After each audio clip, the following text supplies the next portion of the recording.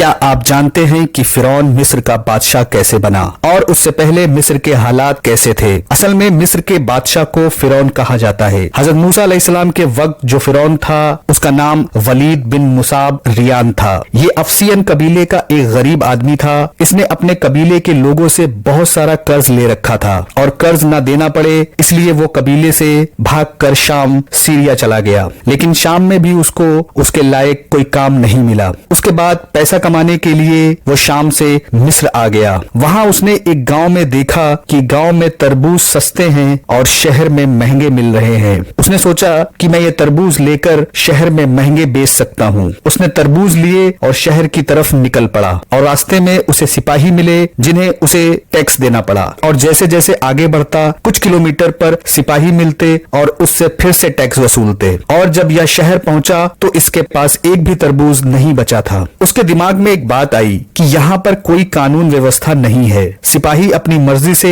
جو مل جائے اس سے ٹیکس وصول لیتے ہیں۔ پھر اس نے سوچا یہاں کا جو فرعون ہے اس تک پہنچا جائے، لیکن اس تک پہنچنے کے لیے اس کے پاس کوئی راستہ نہیں تھا۔ اس وقت مصر میں ایک بیماری پھیلی ہوئی تھی جس سے وہاں کے لوگ کافی تعداد میں مر رہے تھے۔ اس نے اسی کا فائدہ اٹھایا اور وہاں کے قبرستان میں اپنے آپ کو شاہی افسر بتا کر بیٹھ گیا اور ہر مردے پر 5 درہم کا ٹیکس وصولنا شروع کر دیا، اور اس نے کچھ ہی دنوں میں کافی مال جمع کر لیا۔ اتفاق سے بادشاہ کے کسی قریبی رشتہ دار کی موت ہو گئی اور وہ اسے وہاں دفنانے کے لیے لائے۔ اس نے ان سے بھی 5 درہم مانگے، لیکن اسے پیسے تو نہیں ملے بلکہ گرفتار کر کے فرعون کے سامنے پیش کیا گیا۔ فرعون نے پوچھا کہ تمہیں وہاں کس نے بٹھایا؟ اس نے کہا کہ مجھے آپ تک پہنچنا تھا اس لیے میں نے یہ کیا۔ آپ کے ملک کے بہت برے حالات ہیں، جو جس کے من میں آتا ہے وہ کرتا ہے۔ میں نے 3 مہینے میں ظلم اور زیادتی کے ساتھ اتنا مال اکٹھا کر لیا کہ آپ اس بات سے اندازہ لگا سکتے ہیں کہ آپ کے سپاہی اور لوگ کیا کیا کرتے ہوں گے۔ اور اس نے اپنا سارا مال بادشاہ فرعون کے سامنے رکھ دیا۔ فرعون کو اس کی یہ بات پسند آئی اور اس نے اس کو اپنے محل میں نوکری پر رکھ لیا۔ اس کے بعد اس نے دھیرے دھیرے ایسے ایسے کام کیے، فرعون اور اس کے لوگوں کو وہ پسند آنے لگا اور وہ دھیرے دھیرے آگے بڑھتا گیا اور مصر کی فوج کا سپہ سالار بن گیا۔ اس کے بعد اس وقت کا فرعون جب مرا تو وہاں کی قوم نے اسے نیا فرعون بنا دیا۔ اس طرح یا مصر کا بادشاہ بن گیا۔ بادشاہ بننے کے بعد فرعون نے وہاں کے لوگوں پر سخت قانون لاگو کر دیے اور جو اس کا حکم نہ مانتا اسے وہ کڑی سزا دیتا تھا۔ فرعون اپنے نشے میں اتنا چور ہو گیا کہ اس نے خدائی کا دعویٰ کرنے لگا۔ آپ کو بتا دے فرعونوں نے مصر پر 3000 سال تک حکومت کی تھی اور مصر میں 33 فرعون گزرے ہیں اور ہر فرعون کی حکومت 1 صدی تک رہی ہے، جس میں یا موسیٰ علیہ السلام کے دور کا آخری فرعون تھا۔ یا فرعون اتنا بدبخت تھا، لوگوں سے زبردستی اپنے آپ کو سجدہ کرواتا تھا۔ فرعون بنی اسرائیل پر بہت ظلم کرتا اور ان سے بہت محنت کا کام کرواتا تھا اور انہیں غلام بنا کر رکھا ہوا تھا۔ ایک دن اس نے ایک خواب دیکھا کہ بیت المقدس سے ایک آگ نکل کر مصر کی طرف آ رہی ہے۔ اس نے سارے مصر کو جلا دیا